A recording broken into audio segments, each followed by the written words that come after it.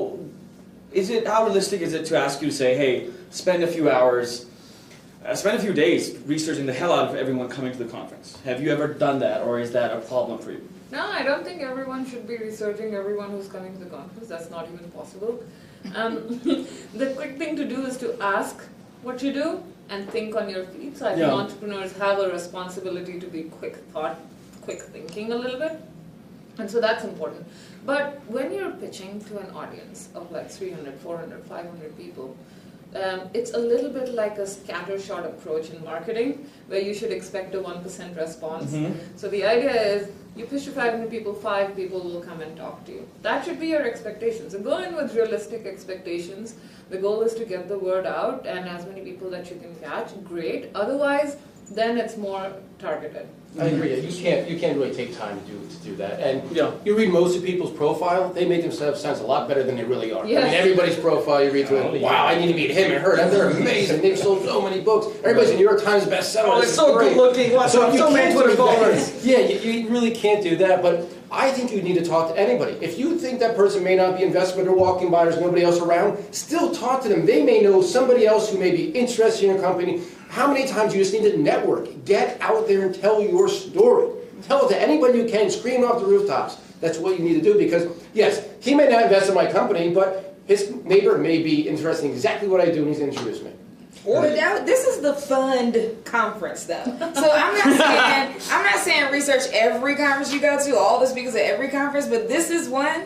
Because it's called the fund conference. I would absolutely find time on a plane, on a whatever you do to commute back and forth to your office, or at some point over while you're cooking dinner. Like, I would be looking at my phone like, who are these people? Because this conference is titled the Fund Conference. People should be working on their pitch more than that. Should you do that? I mean, hopefully you got that part down. If you're still working on that, you shouldn't be researching. There's a lot of people here who need to be working on pitches. I think it's realistic to assume that you can meet 3 to 5 meaningful people in a day. Agree. Now, the more people in the room and the more targeted the conference is, the more that could be. If you have the 30-second commercial, to your point, that's enough to say rank, serial number, and I mean, your logo. I mean, if you're lucky, somebody will have one sentence about you, so that at least the person that invests in healthcare comes to you. If you're in healthcare, and not into transportation or IoT. So that's your goal. There's 5 people will hear you and say, you know what, I want to talk to this person. Same for you as the entrepreneur.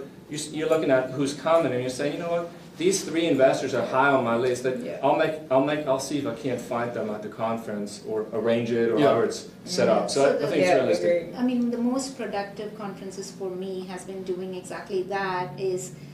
Especially in a conference like this where you're covering multiple industry.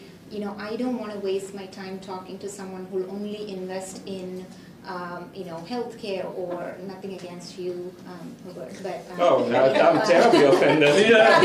You should change your business to be in healthcare. I want to invest in this. This is why we do live videos to offend people. I'm in EdTech, and that's a very niche market. Yeah. So if I'm doing my due diligence, I can take an hour and know exactly these are the 6 people who are in EdTech, and I would reach out and see if I can set up a one-to-one 10-minute conversation with them. Just stop by my table.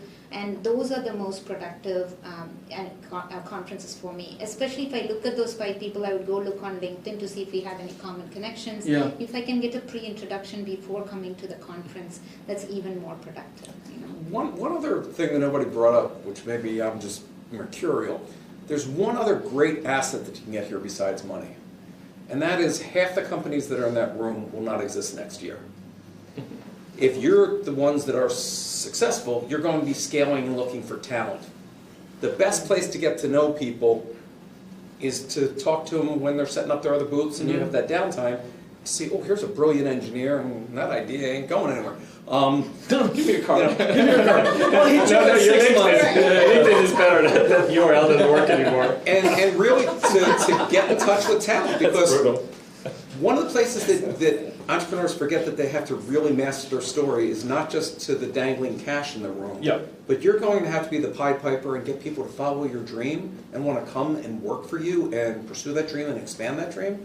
And so if you're starting with people that are already at startups, those are people that are pliable, that you can get.